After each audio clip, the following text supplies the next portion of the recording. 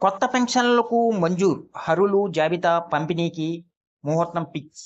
మన తెలంగాణ ప్రభుత్వం కీలక నిర్ణయం తీసుకుంది. పెన్షన్లు మంజూరు కోసం ఎంతో కాలంగా వేచి చూస్తున్న వారికి తీపి కబురు చెప్పింది. కొత్తగా 2,00,000 పెన్షన్లు అందిస్తామని గత బడ్జెట్ ప్రసంగంలో ప్రభుత్వం ప్రకటించింది. అయితే కొత్త పెన్షన్ల కోసం పెద్ద సంఖ్యలో దరఖాస్తులు పెండింగ్‌లో ఉన్నాయి. ప్రస్తుతం అమలు చేస్తున్న పెన్షన్ల పథకంలో బోగస్ లబ్ధిదారులను వేరువేసి ప్రక్రియ వేగవంతం చేసింది. ఇక కొత్తగా పెన్షన్ల మంజూరు పైన నిర్ణయం తీసుకోండి.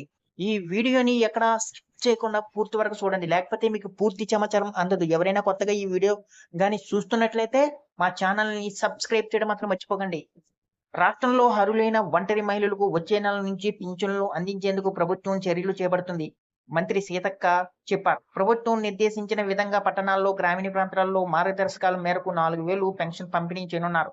ఈ మేరకు ఇప్పటికే ప్రభుత్వం తుది కసరత్తు ప్రారంభించింది. క్షేత్రస్థాయిలో లబ్ధిదారులు వివరాలు సేకరణ పూర్తి చేసి ఈ నెలాఖరులోగా తుది ఆమోదం ఇచ్చే విధంగా కసరత్తు కొనసాగుతుంది. కాగా రాష్ట్ర వ్యాప్తంగా మొత్తం వివిధ కేటగిరీల కింద 42,00,000 మంది పెన్షన్ లబ్ధిదారులు ఉండగా వారిలో నేరుగా బ్యాంక్ ఖాతాల ద్వారా నిధులు పొందుతున్న వారు 19,04,239 మంది ఉన్నారు. తాజా నిర్ణయం మేరకు అధికారులు స్వయంగా లబ్ధిదారులు ఇళ్లకు వెళ్లి లైవ్ అథెంటికేషన్ ప్రక్రియను నిర్వహిస్తున్నారు. ఇదే సమయంలో అనర్హులను గుర్తించి ఏరివేత ప్రక్రియను ప్రభుత్వం వేగవంతం చేసింది. వీరి విషయంలో కూడా అధికారికంగా నిర్ణయం తీసుకోవాల్సి ఉంది. జూలై నుంచి పంపిణీ ప్రారంభం.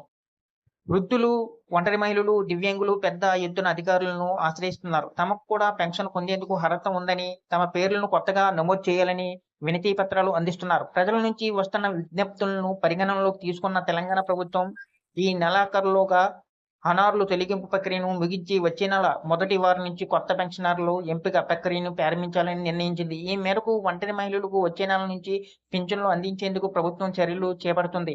అర్హుల జాబితాను ఫైనల్ చేసిన తర్వాత అధికారికంగా ప్రభుత్వం పంపిణీ ప్రారంభించనుంది. ప్రస్తుతం అందుతున్న పెన్షన్లు తరహాలోనే కొత్త వారికి అందించాలని తాజాగా నిర్ణయం తీసుకున్నారు. ఈ వీడియో గాని మీకు నచ్చినట్లయితే ఒక లైక్, సబ్స్క్రైబ్ చేయడం మాత్రం మర్చిపోకండి.